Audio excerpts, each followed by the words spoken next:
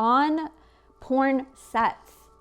Like, this is agonizing. This is painful, what someone is having to go through as they get the shots that they need for that particular piece of content. This is somebody who is having to endure for hours on end. It's extremely painful for them, and oftentimes they get lured in with an exorbitant amount of money that they're being offered to go be on set, and they really don't understand what then is going to be needed. Let's put this in the context of a Hollywood movie for a second. When they're shooting for a particular scene, multiple shots need to be taken. It has to be taken from multiple angles. If it didn't look the way it needed to look, it wasn't in frame, they're gonna have to keep shooting and shooting.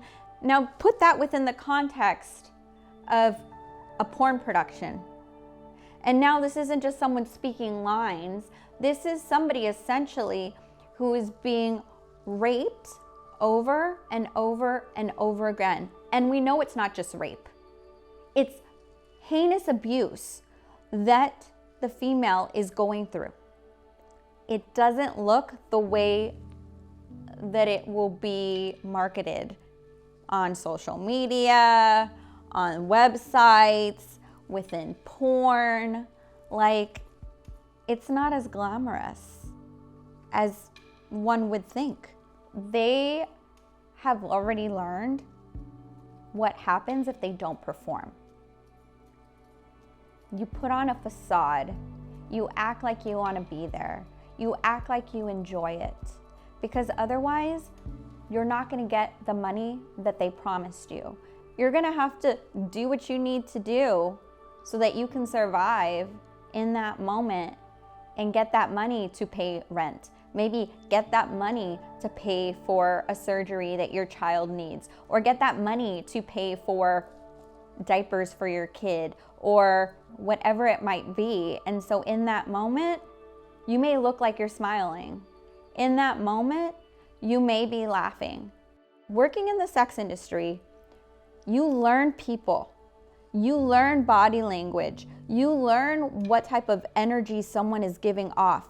And so you will be a chameleon and turn into whatever it is you need to turn into in that moment to stay safe. And that's something that I really want people to take away from this, is don't just look at someone and be so quick to judge them, but really take a moment to empathize and understand what got them to that point. It's wanting to get to know them, not with an agenda attached, but just wanting to show love and care and support. That's what's going to break down the hardened walls. That's what is going to cause them to be able to see that if they so choose and desire, that they can go on another path and choose something different. But they do not deserve judgment or condemnation.